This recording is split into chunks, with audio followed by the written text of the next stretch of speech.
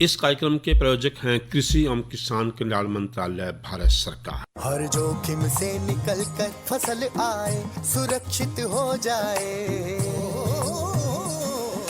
फसल बीमा से हर किसान अब आत्मनिर्भर हो जाए। संकट के समय प्रधानमंत्री फसल बीमा योजना किसानों के लिए वरदान है। अब सूखा पड़े या बाढ़ आ जाए, कोई डर नहीं। अब ओले पड़े या कीट पतंगे फसल खा जाए, कोई फिक्र नहीं, क्योंकि हमने लिया है प्रधानमंत्री फसल बीमा। बुआई से फसल कटाई तक हर जोखिम का दावा, न्यूनतम प्रीमियम पर अधिकतम भुगतान का वादा। योजना से हर साल जुड़ रहे हैं 5 करोड़ से ज्यादा किसान। अब आपकी है बारी। नजदीकी कृषि कार्यालय, सहकारी समिति, बैंक शाखा, अधिकृत बीमा कंपनी या जन सेवा केंद्र में स्वेच्छा से करा सकते हैं पंजीकरण। फसल बीमा पोर्टल या फसल बीमा ऐप द्वारा भी कराया जा सकता है पंजीकरण। प्रधानमंत्री फसल बीमा योजना, आपकी फसलों का संपूर्ण सुरक्षा कवच। कृषि एवं किसान कल्याण मंत्रालय, भारत सरकार। किसान वाणी कार्यक्रम के सभी सुनने वाले गिरदारी की राम राम। साथियों, कार्यक्रम किसान वाणी और इस कार्यक्रम में हम लावें समय परिस्थिति के हिसाब से विषय, यानी जो समय चल रहा है जिस फसल का, उसके हिसाब से विषय हम आपके बीच में लेकर आवें, या जो परिस्थितियां हैं या जो उस समय की मांग है, इन सब के हिसाब से हम आपके बीच में, चाहे फसल हो, चाहे पशुओं के बारे में हो, चाहे कृषि पे आधारित उद्योग धंधे हों, या विभाग की कोई और स्कीम योजना जो है किसान साथियों के लिए हो, मौसम की जानकारी हो, ये सब चर्चा हम इस कार्यक्रम में करें। तो आज इस कार्यक्रम में जो हम चर्चा करने वाले हैं वो मुख्य रूप से 2 विषय होंगे। एक तो होगा कि किस तरह से हम सफल डेयरी का काम कर सकें। दूसरा रहेगा कि जो हमारी ज़मीन है उसमें जो हम फसल लेते हैं, उन फसलों में पोटाश का महत्व क्या है। सबसे पहला हम जो चर्चा करेंगे वो रहेगी कि सफल डेयरी फार्मिंग, यानी जो किसान साथी हैं, जो पशुपालक हैं, जो दूध का काम कर रहे हैं, जिन्होंने डेयरी बना रखी है, उनका सारा जो आय का साधन है उस डेयरी के ऊपर टिका है। जो आय के स्रोत हैं उसके वो डेयरी है। ऐसे में कहीं अगर आपका उत्पादन कम है और लागत ज़्यादा है तो फिर एकदम से घाटे का सौदा हो जाएगा। जरूरी है कि आपको इस बात का ख्याल रखना है कि कैसे आप स्वच्छ दूध ले सकें और किस तरह आप अपने पशुओं की देखभाल कर सकें, ताकि जो आपके पशु हैं, दुधारू पशु वहाँ पे हैं, वो बढ़िया रहें और अच्छा दूध दें, स्वच्छ रहें, स्वच्छ दूध दें। अगर वो स्वस्थ रहेंगे, स्वच्छ दूध देंगे, तो आपके बहुत से खर्चे भी बचेंगे और आपका जो उत्पादन लागत है वो भी कम होगा। तो सबसे पहले जब हम बात कर रहे हैं तो ये कि जब भी हम डेयरी का काम करें, ज़रूरी है कि हम डेयरी वास्ते जो पशुओं की नस्ल है उसका विशेष ख्याल रखें। अच्छी नस्ल के पशु मन लेने चाहिए। खास जिस तरह मैसां अगर हम बात करें तो मुर्रा की बात कर रहे हैं, या हम गाय की बात करें तो साहिवाल, होलिस्टीन है, या और भी जो है बहुत सारी नस्लें हैं जो बड़ी अच्छी हैं। या कोई आप पे भी ऐसी नस्ल आपके आसपास है, आप देख रहे हो प्रयोग में कि वह भैंस या गाय बड़ा अच्छा दूध दे रही है, उनको दूध देने की क्षमता बहुत ज़्यादा है, आप उसका उपयोग कर सकें। तो एक तो आपने इस बात का ख्याल रखना कि नस्ल बढ़िया हो। दूसरा, जो पशुओं का उत्पादन है उनकी खुराक पर निर्भर करेगा, यानी जो दूध का उत्पादन है वो उनकी खुराक पर निर्भर करेगा। इसलिए यदि हम जो उनका खाना है उसमें पोषक तत्वों की कमी कर देंगे तो ये मान लो कि आपका दूध उत्पादन भी कम हो जाएगा। और इस कमी ने पूरा करने खातिर जरूरी है कि हम पशुओं ने हर रोज़ 50 से लेकर 60 ग्राम खनिज, लवण और पोषक तत्वों का मिश्रण जरूर दे दें, ताकि आपका जो पशु है वो स्वस्थ रहे। एक अच्छा जो डेयरी का काम है उसको एक अच्छा व्यवसाय बनाने के लिए जरूरी है कि जो स्थान है उसका बड़ा महत्वपूर्ण योगदान है। इस वास्ते डांगरा का जो रहने का जगह है उसके बनाता पहला आपको जो डॉक्टर हैं, पशु चिकित्सक हैं, एक बार उस तरह सलाह ले लें। डांगरा ने गर्मी व जाड़े तय उनकी रक्षा करें। गर्मी के मौसम में पीने के पानी की व्यवस्था भी अच्छी तरह से कर दें। और जो अपने बात ध्यान रखनी है कि पशुओं में नस्ल सुधार कार्यक्रम भी आपने जारी रखना है। आप कृत्रिम गर्भाधान कराएं अच्छी नस्ल से और विशेषज्ञ की देखरेख में कराएं ताकि किस तरह की कोई समस्या ना हो। अगर आपको सांड या झोटे से मिलान कराना है तो भी उसकी नस्ल जरूर देख लें। इसके गले गले जो समय समय डांगरा में जो बीमारियां हैं, जिस तरह हम गलगोटू की बात करें, मुँह खुर की बात करें, इन तय बचाने खातर जो है टीकाकरण करवाना बहुत जरूरी है। जिस समय पे हम टीकाकरण करवा देंगे तो ये हमारे पशु जो हैं वो इन बीमारियों से बच जाएंगे, यानी गलघोटू और मुँह खुर से बच जाएंगे। और सबसे बड़ी बात यह है कि टीके चाहे गलघोटू का हो चाहे मुँह खुर का हो, जो हमारे सरकारी जो है पशु चिकित्सालय उनमें मुफ्त में लागे हैं। बस आपने थोड़ा सा ध्यान देना है, क्योंकि जे किसी डांगर में या बीमारी आ गई तो बहुत बड़ा नुकसान आपने उठाना पड़ सके, आपका डांगर मर भी सके। इस तरह और जो अपना ध्यान देनी है बात कि जो डांगर है हमारे, उनके पेट में कीड़े की समस्या भी हो सके, तो उन तक बचाने खातर लगातार नियमित समय पर तय समय पर हमने उन तक कीड़े की दवाई देनी है। क्योंकि अगर पेट में कीड़े होंगे दुधारू पशु के तो फिर वो दूध कम देना शुरू कर देगा। उसकी जो प्रजनन क्षमता है, बयान की जो क्षमता है, वह भी प्रभावित होगी, वह भी कम हो जाएगी। नुकसान किसने होगा? आप ना होगा। इस तरह जो और अपना बात ध्यान रखनी है कि जो नवजात पशु हैं उनकी भी आपने अच्छी तरह देखभाल करनी है, क्योंकि उनका बीमार होना भी नुकसानदायक है। समय पे जो उनमें अगर रोग से लड़ने की क्षमता कम होगी तो मृत्यु दर ज़्यादा होगी और उसका फिर आपको दिक्कत हो जाएगी। तो इस खातर उनके खान पीन का, साफ सफाई का आपने ध्यान रखना है। और जो नवजात पशु हैं उनकी जो रोग प्रतिरोध क्षमता बढ़ाने वास्ते जन्म के 1 घंटे पाछे और 2-3 दिन बाद तक उन्हें खीस जरूर पिला दें, अच्छा खीस पिला दें। क्योंकि कई बार हम लालच कर जाए खीस तो खुद या तो कोई मांगिया दे दे हैं या खुद पी ले हैं और वो बेचारा कटलो बछड़ो भूखा रह जाए और से, क्योंकि जो सारी क्षमता है रोग से लड़ने की वो उस खीस में है। तो आपने खीस जरूर पिलाना है। उस पीछे जो उसकी वो नाड़ हो है वो भी साफ ब्लेड तक कैंची तक काटना है और उस पर दवाई लानी है। इसके अलावा एक बहुत ज़रूरी काम आपने और करना है कि जो भी पशुपालक साथी, किसान साथी डेयरी फार्मिंग का काम कर रहे हैं उन वास्ते ज़रूरी है कि उस सारे खर्चे का, आमदनी का हिसाब किताब लिख कर रखें। यूँ नहीं भाई जो खर्च हो रहा ठीक है, जो आ गया ठीक है, और महीने पीछे के भी मान तो हिसाब नहीं लाया, साल पीछे का मान हिसाब नहीं लाया। इस तरह नहीं करना आपने। सारा हिसाब रखना, कितने का घास है, कितने की खड़ है, कद डांगर बीमार होया, कितने की दवाई या डॉक्टर की फीस है, कितना दूध भी क्या, कब तक भी क्या, और किस नंबर का हमारे पास, किस तरह का हमारे पास डांगर है, उसके माता पिता की नस्ल के है, उसकी नस्ल के है, समय पे उसका जो टीकाकरण कराया कि नहीं कराया, यानी कराना जरूरी है, तो कौन सा ब्यांत है, कोई ब्यांत मर तो नहीं गया। ये इन सब बातों का हम ख्याल रखेंगे नहीं, एक बड़ा अच्छा हम जो है डेयरी फार्मिंग का काम कर सकें और नुकसान के बजाय बड़ा अच्छा लाभ ले सकें और अच्छा दूध उत्पादन कर सकें और अच्छे पैसे भी कमा सकें। तो ये तो थी कि हम किस तरह एक सफल डेयरी का हम काम कर सकें।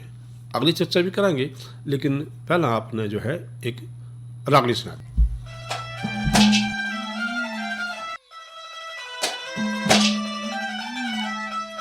हेर कौन ऋषि के नाम तू जिसकी, हेर सुतर लाडली प्यारी, भृगुवंश और कणव नाम के ब्रह्म ऋषि तपधारी, ऋषि के नाम तू जिसकी सुता लाडली प्यारी। भृगुवंश और कणव नाम के ब्रह्म ऋषि तपधारी। कौन ऋषि के नाम तू जिसकी सुता लाडली रे प्यारी। भृगुवंश और कणव नाम के ब्रह्म ऋषि तपधारी। ब्रह्म ऋषि तपधारी।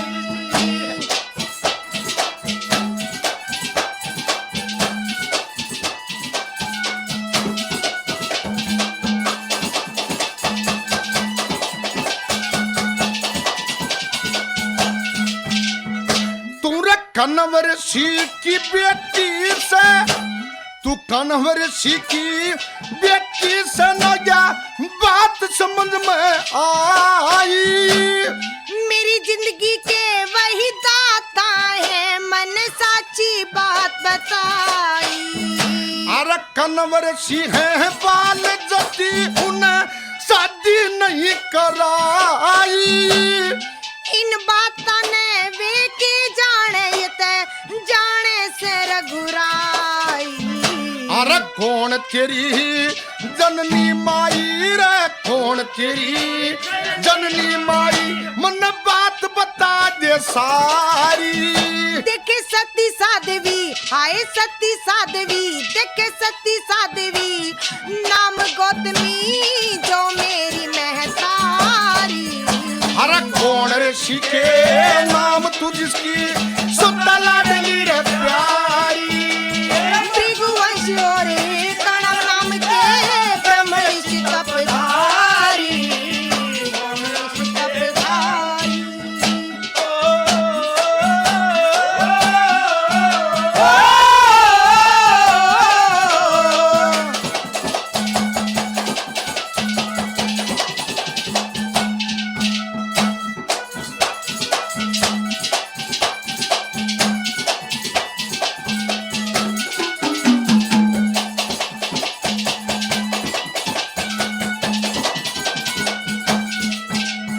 यार उल्टी गंगा,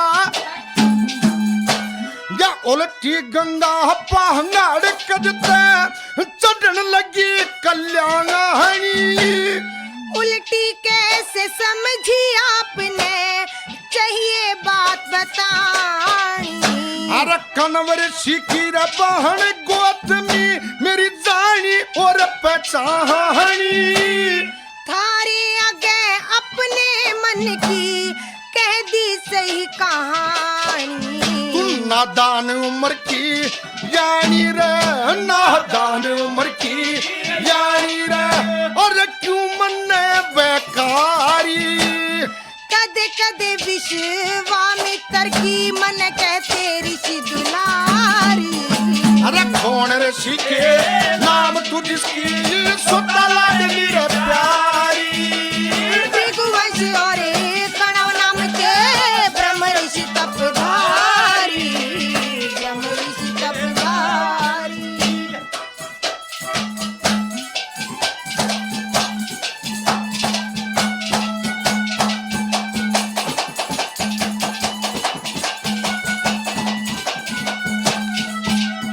तू विश्वामित्र की बेटी से वेद बात का पाया।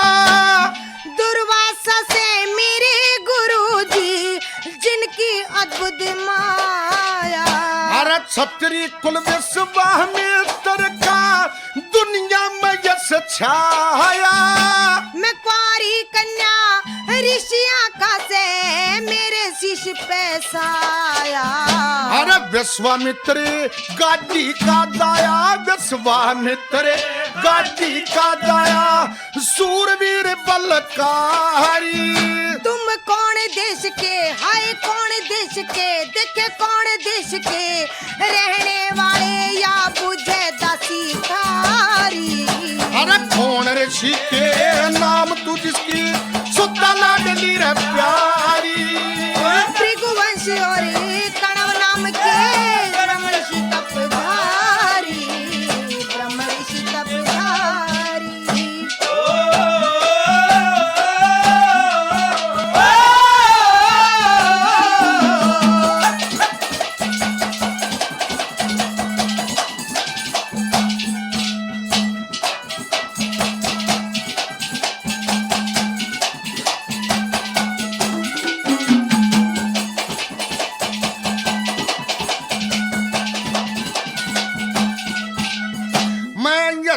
हस्तिनापुर का,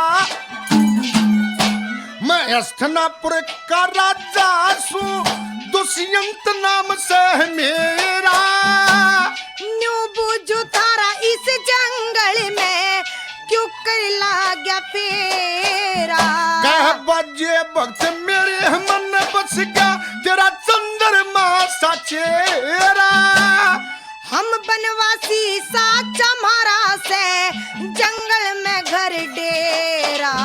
तन ऐसा जाल प्रेम का गिरा, ऐसा जाल प्रेम का गिरा, मत भूल गया वो सियारी। देखे परदेसी की प्रीत, ओस किसा पानी न्यू कहती दुनियादारी।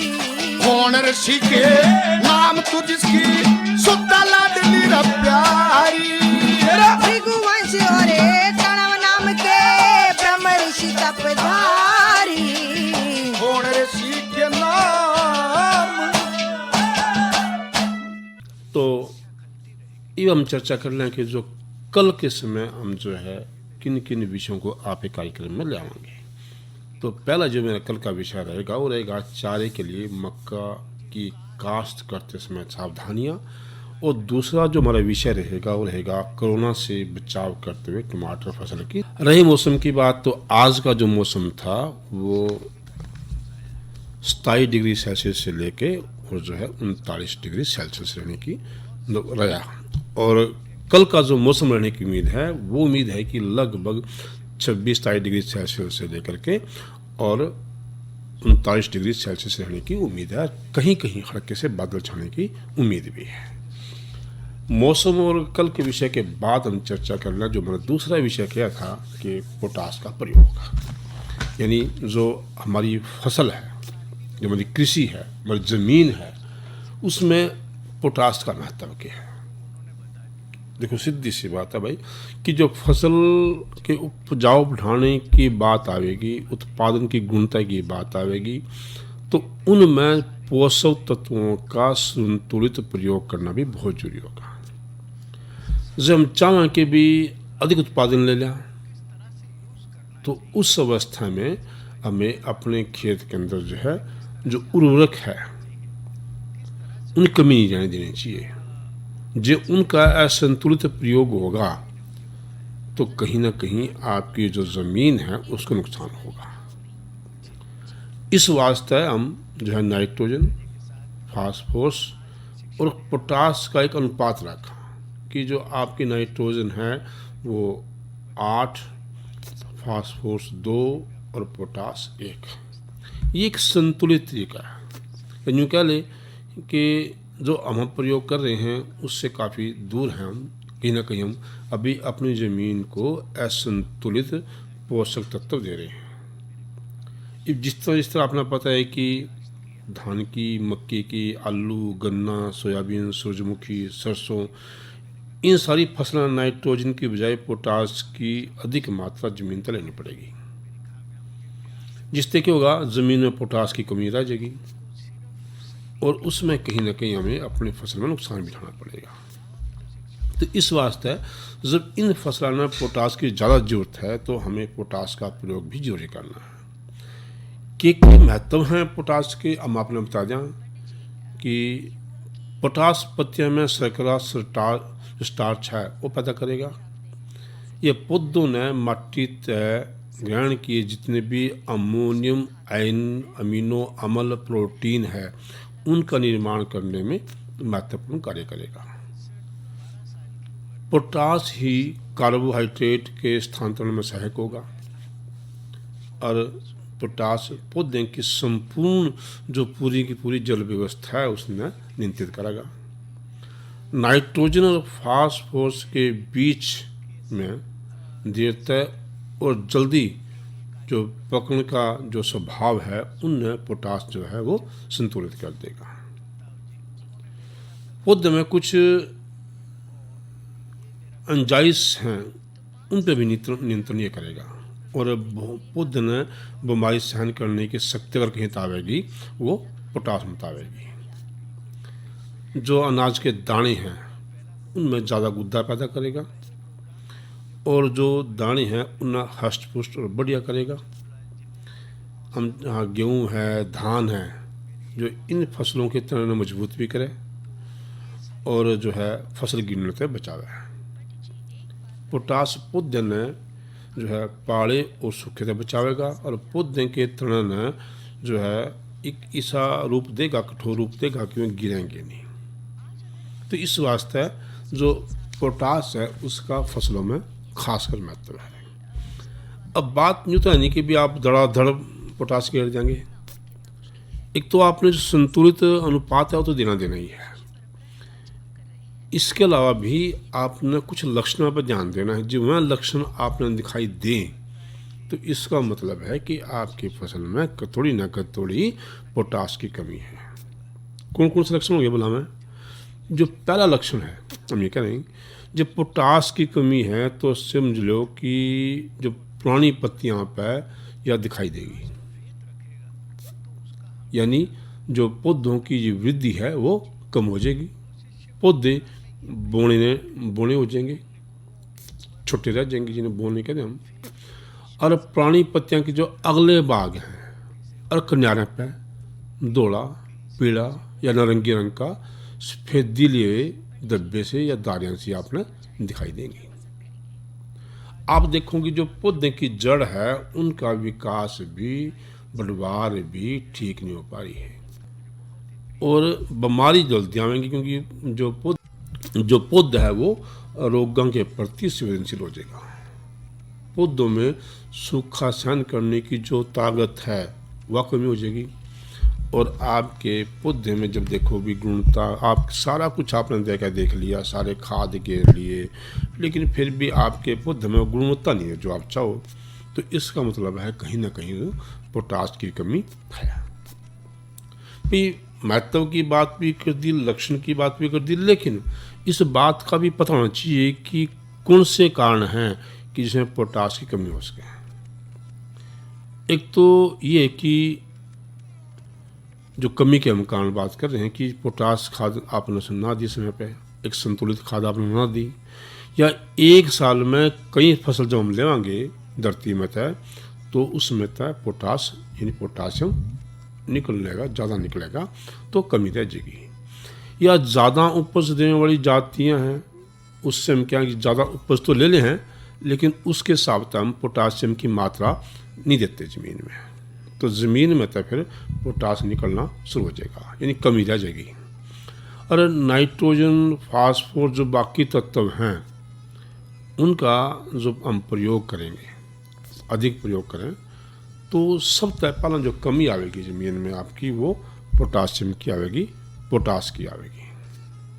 तो इस वास्ते आपकी जो फसल में, ज़मीन में जो है, जैसे आपकी फसल जो है पोटास लेती रहेगी, आप ज़्यादा फसल लेते रहेंगे या असंतुलित खाद का प्रयोग करेंगे या फसल की मांग के साथ पोटास नहीं देंगे, तो इस तरह जो आपकी ज़मीन में है पोटास निकलेगी और आपकी ज़मीन को थोड़ी दिक्कत होगी और वह दिक्कत आपकी फसल पर दिखेगी। अब बात है कि जो है पोटास की जो उपयोग क्षमता है उन्हें प्रभावित करने वाले तत्व कौन कौन से मुख्य रूप से, या मुख्य कारण कौन से। हम मुख्य कारण की बात करते हैं, मुख्य कारण की बात करना तो पोटास जो है बाकी जो पोषक तत्व हैं उनके साथ जो है संतुलित अवस्था में होना चाहिए। फसल की अधिक उपज देने वाली जातियों का प्रयोग आपने करना चाहिए और पौधे की जो है संख्या और दूरी का ख्याल भी आपने रखना पड़ेगा। और रोग और कीड़ा पर नियंत्रण और वर्षा, मींह और पानी जल का कुशल प्रयोग, ये सब जो हैं ये पोटास की उपयोग क्षमता पर के मुख्य कारण हैं। बात आएगी कि हमने पोटास का सही प्रयोग करना किस तरह है, विधि क्या है।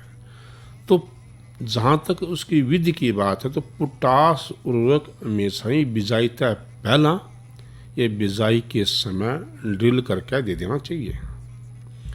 इसका प्रयोग उठा ज़्यादा करें जहाँ तक जड़ इसका अवशोषण कर सके।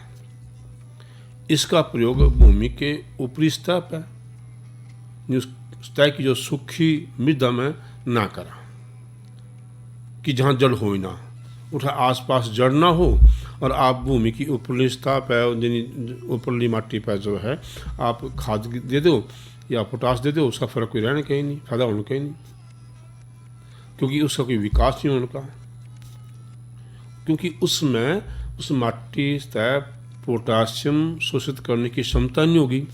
इस वास्ते बिजाई के समय जब भी हम उर्वरक डालेंगे तो डाले गए उर्वरक ही अधिक प्रभावित करेंगे। ज़्यादा लाभ खातिर पोटास की उर्वरक मात्रा जो कतार में बीज के 3 से 5 सेंटीमीटर के नीचे प्रयोग करना चाहिए। तो इस तरह हम जो अपनी भूमि में जो है पोटास की कमी, लक्षण, कारण, उसकी उपयोग क्षमता और विधि का प्रयोग करके एक अपनी जमीन में अच्छी स्वस्थ बना सकें और अच्छा उत्पादन ले सकें।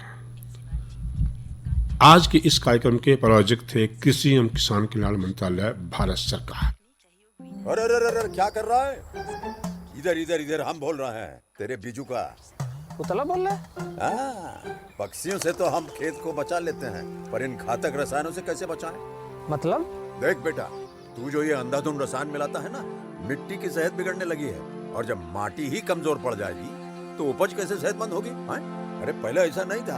पूछना अपने बड़े बुजुर्गों से, कैसे फसल लहलहाती थी, शुद्धता झलकती थी। हाँ, माटी भी तंदुरुस्त और लोग भी।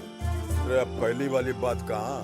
पर अब तो सब यही डाले हैं। सब नहीं, आज भी लाखों जागरूक किसान परंपरागत विधि से फसल उगा रहे हैं। खर्चा कम और उपज की कीमत भी बेहतर पा रहे हैं। सच है? रे बेटे, एक्सपीरियंस से बता रहे हैं, धूप में बाल सफेद नहीं किए हैं। हाँ। ठीक है भाई, मैं भी आज से जैविक खेती शुरू करूंगा। माटी से प्रेम की परंपरा है, परंपरागत खेती। साथियों, आपने कृषि कार्य करने हैं, लेकिन एक बात का विशेष ख्याल रखना है कि एक महामारी जो पड़ी हुई है पीछे हमारे हाथों के, और वो है कोरोना। इससे डरना नहीं, घबराना नहीं, बचाव करना है और समय समय पे जो भी निर्देश सरकार के हैं, स्वास्थ्य विभाग के हैं, उनकी पालना करनी है। चाहे वो 2 गज की दूरी है, मास्क पहनना है, बार बार हाथ धोने हैं और कोई भी ऐसी वस्तु नहीं छूनी है, ऐसी नहीं खानी है, और एक अच्छा भोजन आप लेना जिससे आपकी जो रोग प्रतिरोध क्षमता जो है वो बढ़ सके। यानी इन सब बातों का ख्याल रख के आप कोरोना को हराते हुए बढ़िया खेती करोगे, बढ़िया लाभ कमाओगे। इसके अलावा आज का किसान वाणी कार्यक्रम समाप्त हुआ। कार्यक्रम के सभी सुनवाने की दारी की राम राम।